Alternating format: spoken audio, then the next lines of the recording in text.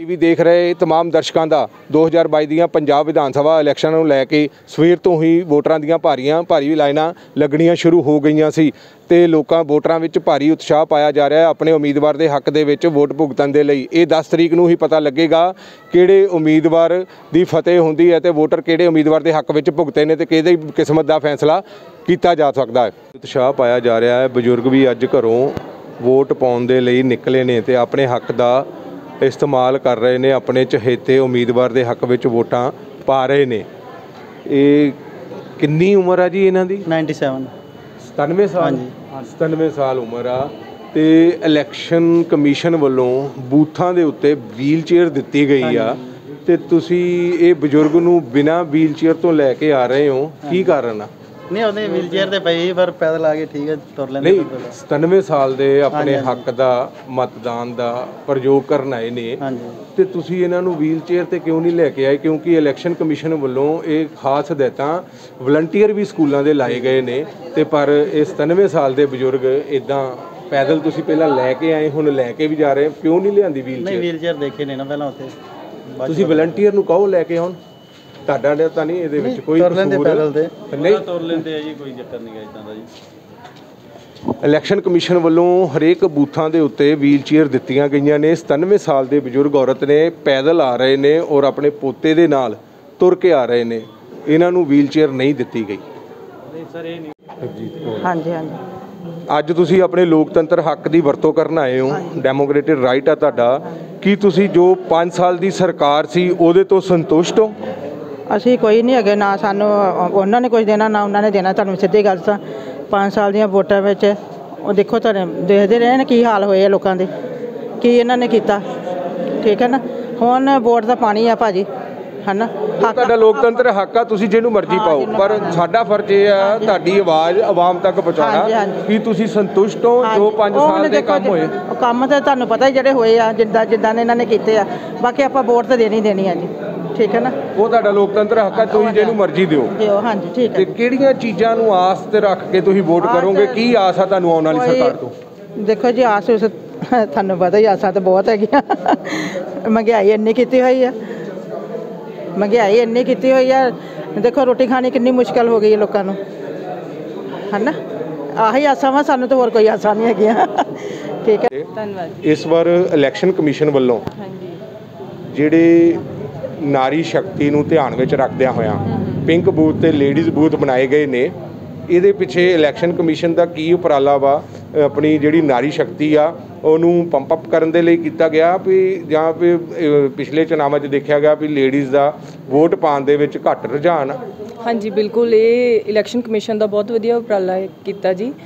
ਦੇਖੋ ਇੱਥੇ mostly force ਵੀ almost ladies ਲੱਗੀ ਹੋਈ ਆ। ਅਸੀਂ ਇੱਥੇ CRPF ਔਰ ਪੰਜਾਬ ਪੁਲਿਸ ਦੀ ਅਸੀਂ ਲੇਡੀਜ਼ ਫੋਰਸ ਹੀ ਆਲਮੋਸਟ ਡਿਊਟੀ ਕਰ ਰਹੇ ਹਾਂ ਅਤੇ ਇਹ ਮੇਨ ਉਪਰਾਲਾ ਸਰ ਕਮਿਸ਼ਨ ਨੇ ਮੇਨ ਲੇਡੀਜ਼ ਨੂੰ ਉਤਸ਼ਾਹਿਤ ਕਰਨ ਦੇ ਲਈ ਵੀ ਵੱਧ ਚੜ੍ਹ ਕੇ ਵੋਟਿੰਗ ਕਰਨ। ਅਤੇ ਇਹਦੇ ਵਿੱਚ ਆਲਮੋਸਟ ਰਿਜ਼ਲਟ ਨਜ਼ਰ ਵੀ ਆ ਰਹੇ ਨੇ ਕਿ ਪੀਸਫੁਲੀ ਲੇਡੀਜ਼ ਵੈਸੇ ਵੀ ਪੀਸਫੁਲੀ ਆ ਰਹੇ ਨੇ ਮੋਸਟਲੀ ਸਾਰੇ, ਔਰ ਕਾਫੀ ਇੰਪਰੂਵਮੈਂਟ ਹੈ ਕਿ ਲੇਡੀਜ਼ ਹੁਣ ਵੋਟਿੰਗ ਵੀ ਕਰਕੇ ਜਾ ਰਹੇ ਨੇ। ਕਈ ਦੁਰਗਾ ਦਾ ਰੂਪ ਵੀ ਹੁੰਦੀਆਂ। ਬਿਲਕੁਲ ਸਰ, ਬਿਲਕੁਲ ਜੀ, ਦੁਰਗਾ ਦਾ ਰੂਪ ਵੀ ਔਰ ਸਰਸਵਤੀ ਦਾ ਰੂਪ ਵੀ ਨੇ, ਤੁਹਾਨੂੰ ਬਿਲਕੁਲ ਪਤਾ ਹੈ ਜੀ।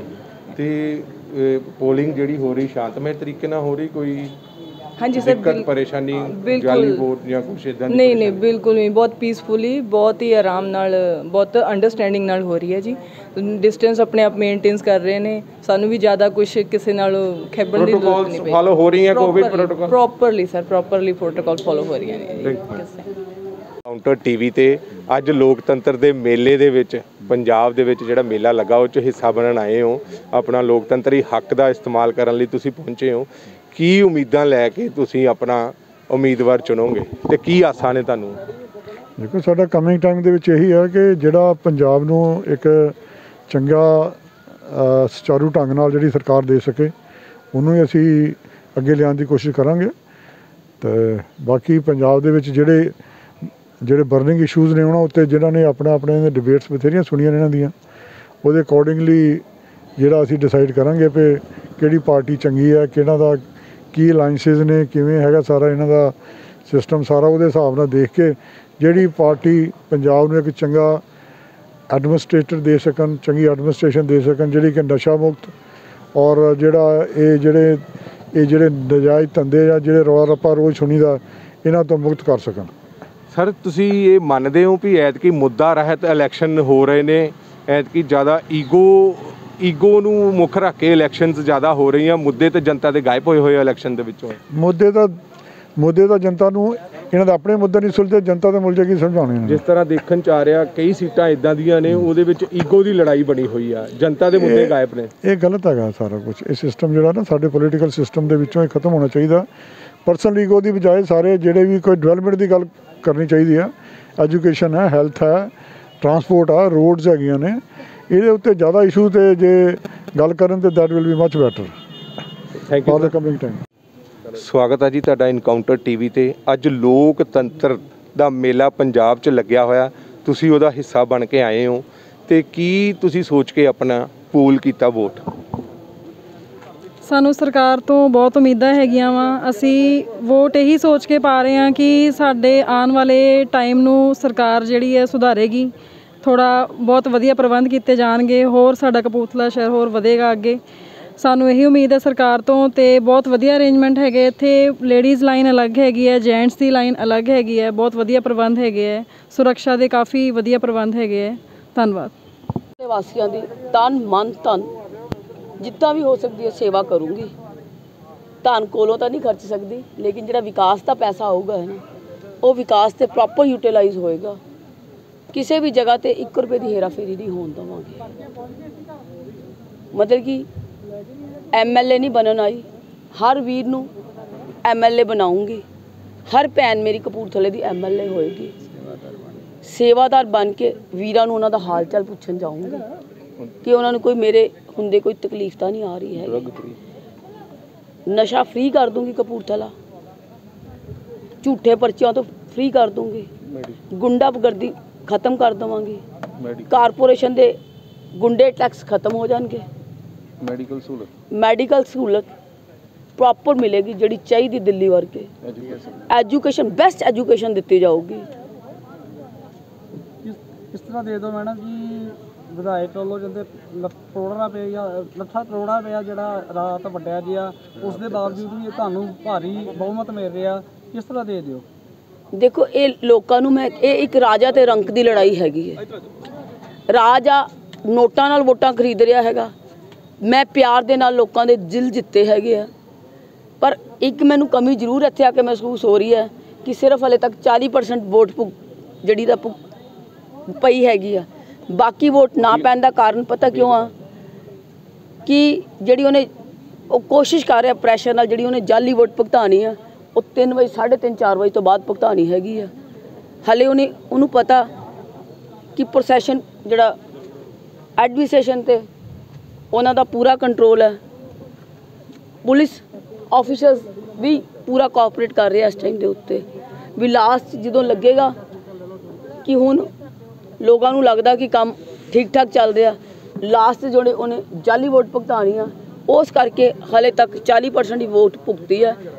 ਲਾਸਟ ਦੇ ਵਿੱਚ ਜਿਹੜੀ ਆ ਉਹਨੇ ਆਪਣੀ 20% ਜਾਲੀ ਵੋਟ ਭੁਗਤਾਣੀ ਹੈ ਕੌਂਸਟੀਟਿਊਂਸੀ 'ਚ। ਮੈਡਮ ਜਿਹੜੀ ਰਾਤੀ ਸ਼ਰਾਬ ਫੜੀ ਗਈ ਆ ਉਹਦੇ ਬਾਰੇ ਕੋਈ ਖੁਲਾਸੇ ਹੋਏ?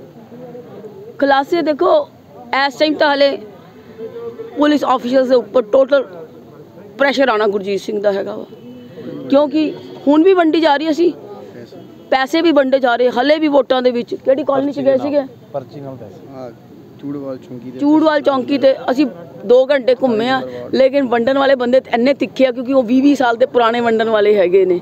ਉਹ ਇੱਕ ਖੁੱਡ 'ਚੋਂ ਨਿਕਲਦੇ ਦੂਜੀ ਖੁੱਡ 'ਚ ਬਣ ਜਾਂਦੇ ਆ। ਰਾਤੀ ਵੀ ਸ਼ਰਾਬ ਦਾ ਇਹੀ ਹਾਲ ਸੀਗਾ ਕਿ ਉਹਨਾਂ ਨੂੰ ਮੌਕਾ ਦੇਤਾ DSP ਸੁਰਿੰਦਰ ਸਿੰਘ ਨੇ। ਇੰਨੇ ਵਿੱਚ ਉਹਨਾਂ ਨੇ ਪੇਟੀਆਂ ਫਟਾਫਟ ਇੱਕ ਕੋਠੇ ਤੋਂ ਦੂਜੇ ਕੋਠੇ ਤੋਂ ਤੀਜੇ ਕੋਠੇ, ਚੌਥੇ ਕੋਠੇ ਇੱਦਾਂ ਪਹੁੰਚਾਤੀਆਂ। ਅਸੀਂ ਕਿਹਾ ਵੀ ਸੀ ਵੀ 5 ਦਿਨਾਂ ਤੋਂ ਇੱਥੇ ਸ਼ਰਾਬ ਵੰਡੀ ਜਾਂਦੀ, ਉੱਤਰਦੀ ਆ, ਤੁਸੀਂ CCTV ਕੈਮਰੇ ਖੁਲਾਓ, ਲੇਕਿਨ CCTV ਕੈਮਰੇ ਨਹੀਂ ਖੁਲਾਏ ਗਏ ਕਿਉਂਕਿ DSP ਸੁਰਿੰਦਰ ਸਿੰਘ ਇਸ਼ਾਰਿਆਂ ਤੇ ਕੀ ਐਦਾਂ ਨੱਚਦਾ ਜਿੱਦਾਂ ਉਹਦਾ ਪਲੇਠੀ ਦਾ ਪੁੱਤ ਹੁੰਦਾ ਹੈਗਾ ਵਾ।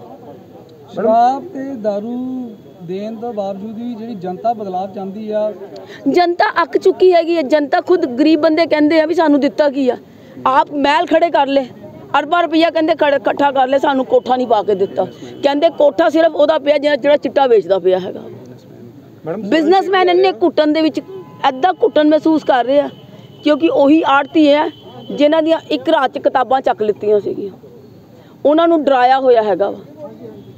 ਕਿਉਂਕਿ ਹਰ ਬਿਜ਼ਨਸ ਦੇ ਵਿੱਚ ਸਰਵੇ ਦੇ ਅਨੁਸਾਰ ਜਿਹੜੀ ਆਪ ਕਪੂਰਥਲੇ ਦੇ ਵਿੱਚੋਂ ਉੱਪਰ ਜਾ ਰਹੀ ਆ, ਉਹ ਕਿਸ ਤਰ੍ਹਾਂ ਦੇਖਦੇ ਹੋ ਤੁਸੀਂ? ਦੇਖੋ, ਲੋਕਾਂ ਦਾ ਮੇਰੇ ਨਾਲ ਪਿਆਰ ਹੈ, ਲੋਕਾਂ ਨੂੰ ਪਤਾ ਕਿ ਮੈਡਮ ਰੰਕ ਦੀ ਤਰ੍ਹਾਂ ਹੀ ਜ਼ਿੰਦਗੀ ਜਿਊਗੀ ਇੱਥੇ ਆ ਕੇ, ਧਨ ਨਹੀਂ ਇਕੱਠਾ ਕਰਨ ਆਈ ਹੈਗੀ। ਲੋਕ ਬਦਲਾਵ ਚਾਹੁੰਦੇ ਆ, ਲੋਕ ਕਹਿੰਦੇ ਇਹਨੂੰ 20 ਸਾਲ ਦੇਖ ਲਿਆ, ਹੁਣ ਉਹ ਘੁੱਟਣ ਦੀ ਜ਼ਿੰਦਗੀ ਤੋਂ ਆਜ਼ਾਦ ਹੋਣਾ ਚਾਹੁੰਦੇ। ਉਹਨਾਂ ਨੂੰ ਪਤਾ। ਸੁਣਨ 'ਚ ਵੀ ਆ ਰਿਹਾ ਕਿ ਕਈ ਟੈਂਟ ਹਾਊਸ ਜਿਹੜੇ ਨੇ ਉਹਨਾਂ ਵੱਲੋਂ ਤੁਹਾਨੂੰ ਨਾ ਕਰ ਦਿੱਤੀ ਗਈ। ਟੋਟਲ ਇੱਕ ਟੈਂਟ ਹਾਊਸ ਨਹੀਂ ਮੰਨਿਆ ਟੈਂਟ ਲਾਉਣ ਲਈ, ਬਹੁਤ ਮੁਸ਼ਕਲ ਟੈਂਟ ਲਵਾਇਆ ਸੀ। ਕਾਰਨ ਕਿ ਪ੍ਰੈਸ਼ਰ ਹਰਾਣੇ ਦਾ।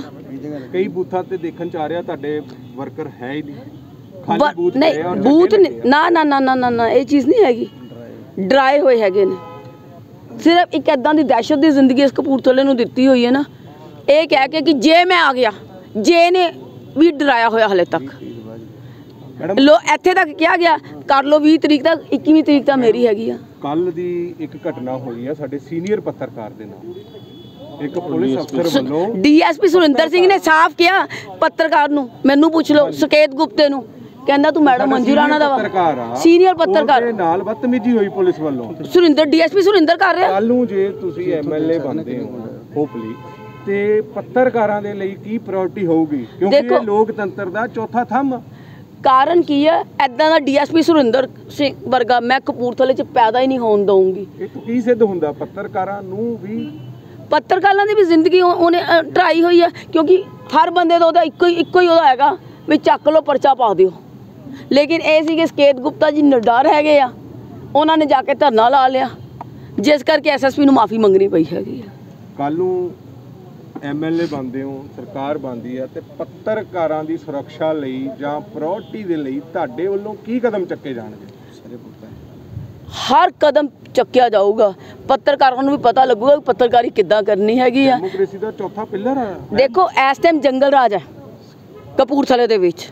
ਜਦੋਂ ਜੰਗਲ ਰਾਜ ਹੀ ਖਤਮ ਹੋ ਗਿਆ ਤੇ ਪੱਤਰਕਾਰ ਨੈਚੁਰਲੀ ਉਹਨਾਂ ਦਾ ਥੰਬ ਜਿਹੜਾ ਟੋਟਲ ਸਟਰੋਂਗ ਹੋਏਗਾ। ਜਦੋਂ ਮੈਡਮ ਮੰਜੂ ਰਾਣਾ ਨੇ ਇੰਟਰਫੀਅਰ ਹੀ ਨਹੀਂ ਕਰਨਾ, ਕਿਸੇ ਨੂੰ ਫੋਨ ਹੀ ਨਹੀਂ ਕਰਨਾ, ਇੱਕੋ ਚੀਜ਼ ਹੱਥ ਜੋੜ ਕੇ ਕਹਿਣੀ ਆ ਪੁਲਿਸ ਡਿਪਾਰਟਮੈਂਟ ਨੂੰ ਤੇ ਐਡਮਿਨਿਸਟ੍ਰੇਸ਼ਨ ਨੂੰ ਵੀ ਜੋ ਜਾਇਜ਼ ਹੈ ਐਜ਼ ਪਰ ਲਾਅ ਉਹ ਕਰੋ, ਨਜਾਇਜ਼ ਨਾ ਮੈਂ ਕਰਵਾਉਣਾ ਤੇ ਨਾ ਮੈਂ ਚਾਹੁੰਦੀ ਹੈਗੀ। Thank you ma'am.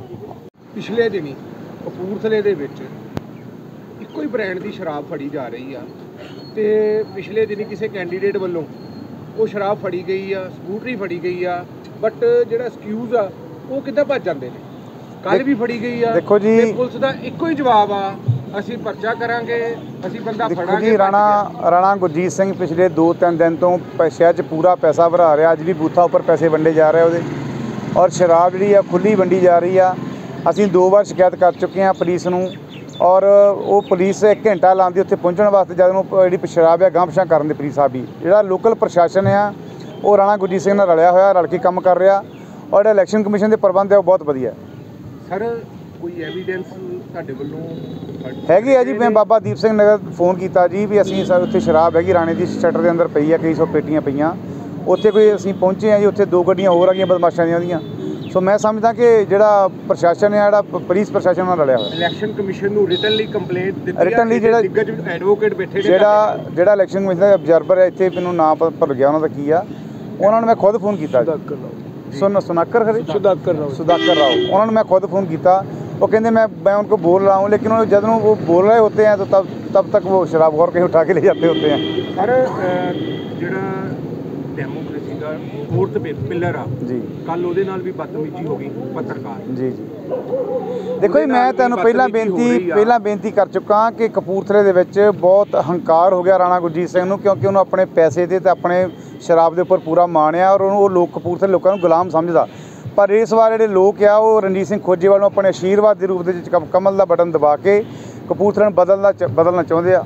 If Khojewal take charge as MLA ਜੀ, ਤੇ ਪੱਤਰਕਾਰਾਂ ਦੇ ਲਈ ਕੀ ਪਹਿਲ ਕਦਮੀ ਉਠਾਈ ਜਾਊਗੀ? ਜਿੱਦਾਂ ਪੱਤਰਕਾਰਾਂ ਨੂੰ ਡਰਾਇਆ ਜਾ ਰਿਹਾ, ਧਮਕਾਇਆ ਜਾ ਰਿਹਾ, ਕੁੱਟਿਆ ਜਾ ਰਿਹਾ, ਮਾਰਿਆ ਜਾ ਰਿਹਾ। ਕਪੂਰਥਲੇ ਦੇ ਵਿੱਚ ਗੁੰਡਾ ਰਾਜ ਚੱਲਣ ਡਿਆ ਜੀ। ਭਾਰਤੀ ਜਨਤਾ ਪਾਰਟੀ ਦਾ ਇੱਕੋ ਇੱਕ ਹੈਗਾ ਆਪਣਾ ਉਦੇਸ਼ ਆ ਕਿ ਆਪਾਂ ਪੰਜਾਬ ਦੇ ਵਿੱਚ ਮਹਾਰਾਜਾ ਰਣਜੀਤ ਸਿੰਘ ਵਾਲਾ ਰਾਜ ਲੈ ਕੇ ਆਉਣਾ, ਜਿੱਥੇ ਹਰ ਇੱਕ ਵਰਗ ਸੁਖੀ ਹੋਵੇ, ਕੋਈ ਭ੍ਰਸ਼ਟਾਚਾਰ ਨਾ ਹੋਵੇ, ਨਸ਼ਾ ਮੁਕਤ ਹੋਵੇ, ਔਰ ਝੂਠੇ ਪਰਚੇ ਰਾਜਨੀਤੀ ਨਾ ਹੋਵੇ। What's the expectation of press reporter fourth pillar of ਮੈਂ ਕਹਿੰਦਾ ਜੀ ਪ੍ਰੈਸ ਰਿਪੋਰਟਰ ਤੁਸੀਂ ਅਸੀਂ ਸਾਡੇ ਵੱਲ ਪੂਰਾ ਮਾਣ ਸਤਿਕਾਰ ਤੁਹਾਨੂੰ ਮਿਲਦਾ ਨਾ ਜੀ।